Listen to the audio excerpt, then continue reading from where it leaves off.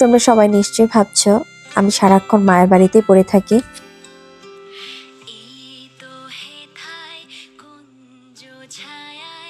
আসলে মায়ের বাড়ি পাশে হওয়ার কারণেই কোনো সমস্যা হলেই আমাকে দৌড়ে দৌড়ে আসতে হয় আম্মাকে দেখতে।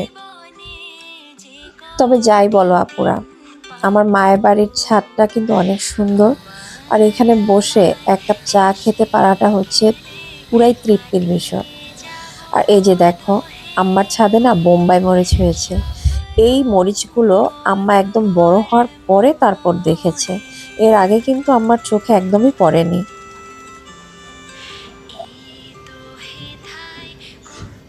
ইদানিং আম্মার পায়ের ব্যথাটা না প্রচুর বেড়েছে, যে কারণে ঠিকমতো হাঁটা চলাই করতে পারছে না। তো সেজন্য আম্মার সাথে বাজারে এসেছিলাম, আম্মার কিছু প্রয়োজনীয় জিনিসপত্র কেনার ছিল।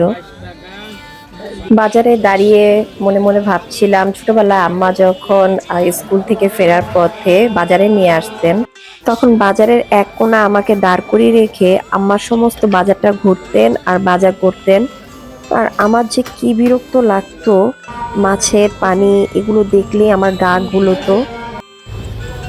কিন্তু এখন তো আমাকে সবসময় বাজারে যেতে হয়। বাজার থেকে বাসায় ফিরে দেখি বাচ্চারা খুব আনন্দেই আছে, তারা দাবা খেলছিল। আর এখন না আমার বোনের ছেলেগুলো কেমন অস্থির হয়ে যায় আমার মায়ের বাসায় আসার জন্য, আমার মেয়েগুলোর মতোই। ওরা দিন দিন বড় হচ্ছে আর ওদের মধ্যে ভালো একটা বন্ডিং সৃষ্টি হচ্ছে। আমার তো দেখে খুব ভালো লাগে ওদের এই বন্ডিংটা। তো চট জলদি করে আমি রান্নাটা বসিয়ে দিলাম। আর আম্মার শরীরটা যেহেতু ভালো না, তাই আমি আজকে রান্নাটা সেরে ফেললাম। আর এখানে রান্না করছি লাউ দিয়ে রুই মাছ।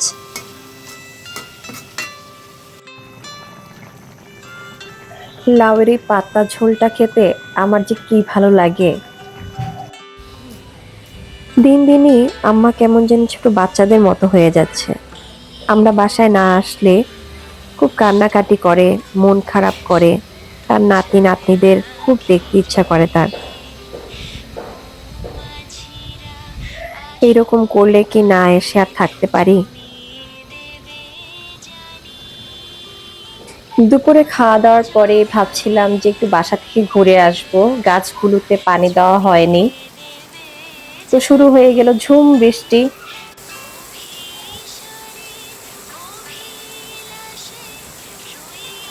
আর বৃষ্টি দেখতে তো আমার অসম্ভব রকমের ভালো লাগে। তো এই ছিল আমার শনিবারের ব্লগ। কেমন লাগলো বলতে কিন্তু ভুলবে না আপুরা।